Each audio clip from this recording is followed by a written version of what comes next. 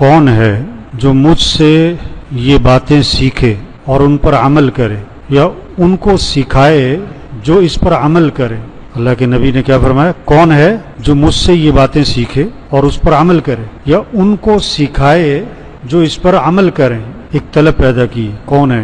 حضرت ابو ہریرہ رضی اللہ عنہ نے عرض کی، اللہ کے رسول میں سیکھوں گا، اس پر عمل کروں گا اور انہیں سکھاؤں گا جو اس پر عمل کرے۔ تو آپ صلی اللہ علیہ وسلم نے میرا ہاتھ پکڑ لیا۔ حضرت ابو ہریرہ رضی اللہ عنہ فرماتے ہیں کہ اللہ کے نبی نے میرا ہاتھ پکڑ لیا اور 5 باتیں گنوائیں کہ ان 5 کو سیکھو اور ان پر عمل کرو۔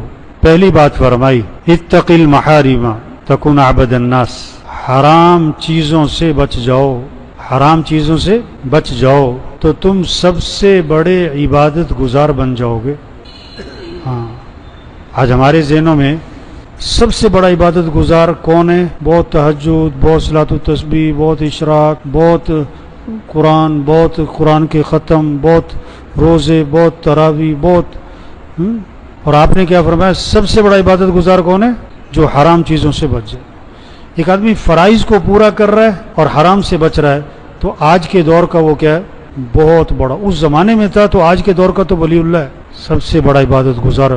حرام چیزوں سے بچو۔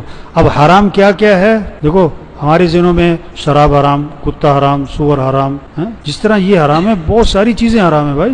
بعض چیزوں کا دیکھنا حرام ہے، بعض چیزوں کا سننا حرام ہے، بعض چیزوں کا بولنا حرام ہے، بعض چیزوں کا پہننا حرام ہے، بعض چیزوں کا خریدنا حرام ہے، بعض چیزوں کا گھروں میں رکھنا حرام ہے۔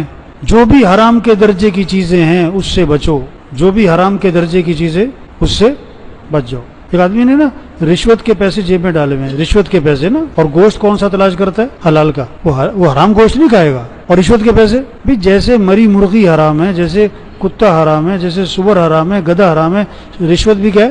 تو گوشت میں حلال حرام سمجھ میں آتا ہے لوگوں کو، پیسے بھی نہیں سمجھ میں آتا۔ بہنوں کو وراثت میں حق نہیں دیا، یہ حرام کھا رہا ہے۔ حرام چیزوں سے بچ جاؤ، تم سب سے بڑے عبادت گزار بن جاؤ گے۔ دوسری بات فرمائی، وَرْضَ بِمَا قَسَمَ اللَّهُ لَكَ تَكُنْ أَغْنَى النَّاسِ، اللہ کی تقسیم پر راضی رہو، اللہ کی تقسیم پر راضی ہو جاؤ تو تم سب سے بڑے غنی بن جاؤ گے۔ اللہ کی تقسیم پر، یہ اللہ کی تقسیم ہے، نہ کسی کو گورا بنائے کسی کو کالا بنائے، کسی کا قد لمبا ہے کسی کا قد چھوٹا ہے، کسی کی ناک بڑی ہے کسی کی چھوٹی ہے، کسی کی لمبی ہے، کسی کو اللہ نے بہت خوبصورت بنایا، کسی کو بہت سادہ شکل بنایا، کسی کو مالدار بنایا، کسی کو غریب بنایا، کوئی جھونپڑے والے کے گھر پیدا ہو گیا، کوئی مال والے کے گھر پیدا ہو گیا، کوئی ساری زندگی سائیکل پہ رہتا ہے، کوئی ساری زندگی گاڑی سے نہیں اترتا ہے، کوئی جہاز سے نہیں اترتا ہے۔ یہ تو اللہ کی تقسیم ہے۔ کوئی روز ہسپتال اور ڈاکٹر، اور کوئی ماشاءاللہ کوئی کبھی ہسپتال جاتے ہی، کسی کا روز ہی بچہ بیمار، کوئی بیوی۔ اللہ کی تقسیم ہے۔ اب کسی کا بچہ معذور ہے، اب اس میں آدمی کیا کر سکتے؟ یہ اللہ کی طرف سے، اللہ کی تقسیم پر راضی رہو۔ کوئی ایک دن میں لاکھ روپے کما لیتا ہے، کوئی پورے سال بھی نہیں کما پاتا ہے۔ کسی کو مزدور بنایا ہوا ہے، کوئی کسی کو ملک کا مالک بنایا ہوا ہے، کسی کو ملک کا چوکیدار بنایا ہوا ہے۔ اللہ کی تقسیم پہ راضی رہو تو تم سب سے بڑے غنی بن جاؤ۔ اللہ پر اعتراض نہ کرو، اللہ سے شکوہ نہ کرو۔ تیسری بات فرمائی، احسن الی جارک تکن مؤمنا، کہ اپنے پڑوسی کے ساتھ اچھا سلوک کرنا تو تم کامل ایمان والے بن جاؤ گے۔ پڑوسی کے ساتھ اچھا سلوک کرنا، پڑوسی کو دکھ نہ دینا۔ اپنا گھر دھویا اور پڑوسی کے گھر کے سامنے پانی کھڑا کر دیا، اپنے گھر کی صفائی کی اور کوڑا کہاں ڈال دیا؟ پڑوسی کے گھر کے سامنے کوڑا ڈال دیا۔ نہیں، پڑوسی کو دکھ نہ دینا۔ رات کے 2 بجے آئے واپس اور جناب گاڑی ہے، موٹر سائیکل ہے، اس کا ہارن پہ ہارن دے رہا ہے، اس کے گھر والے تو اٹھے نہیں، سارے پڑوسی اٹھ کے بیٹھ گئے۔ پڑوسی کو دکھ نہ دینا۔ آپ صلی اللہ علیہ وسلم نے فرمایا کہ جبریل علیہ السلام بار بار پڑوسی کے بارے میں آ کے نصیحت کرتے رہے، اس کے حقوق بیان کرتے رہے۔ مجھے یہ اندیشہ ہوا کہ شاید وراثت میں بھی اس کا حق رکھ دیا جائے گا۔ پڑوسی کے ساتھ اچھا سلوک کرنا تو تم کامل ایمان والے بن جاؤ۔ چوتھی بات فرمائی کہ اپنے بھائی کے لیے وہی پسند کرنا جو اپنے لیے پسند کرتے ہو تو تم کامل مسلمان بن جاؤ گے۔ ہاں، اپنے بھائی کے لیے آپ نہیں چاہتے کہ آپ کے گاڑی کے سامنے کوئی گاڑی لگا کے چلا جائے، آپ بھی کسی گاڑی کے سامنے گاڑی مت لگاؤ۔ آپ نہیں چاہتے کہ آپ جا رہے ہو گاڑی میں پیچھے سے کوئی ہارن پہ ہارن ماری جائے، آپ بھی نہ کسی کو ہارن پہ ہارن مارو۔ آپ نہیں چاہتے کہ آپ کو کوئی برے نام سے پکارے، آپ بھی کسی کو برے نام سے نہ پکارو۔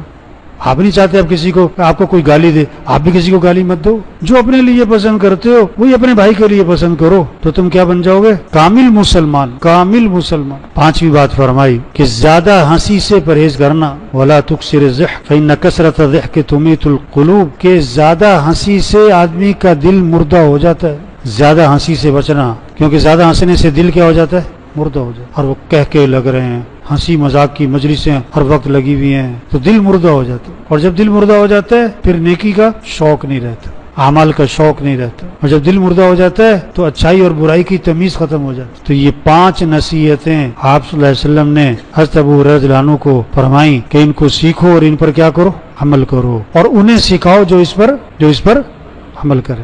تو سب نیت کرو بھی ان 5 پر عمل کرنا ہے انشاءاللہ، اور انہیں سکھانا ہے جو اس پر. آپ نے حدیث سنی، آپ دوسروں کو جا کے سنو. اللہ کے نبی نے کیسے شوق پیدا کیا کہ کون ہے جو سیکھے گا میرے سے، اور پھر ہاتھ پکڑ کے سکھایا. ہاتھ پکڑ کے محبت کی وجہ سے، شفقت کی وجہ سے، تعلق کی وجہ سے 5 چیزیں سکھائیں. پھر اللہ سب کو عمل کی توفیق نصیب.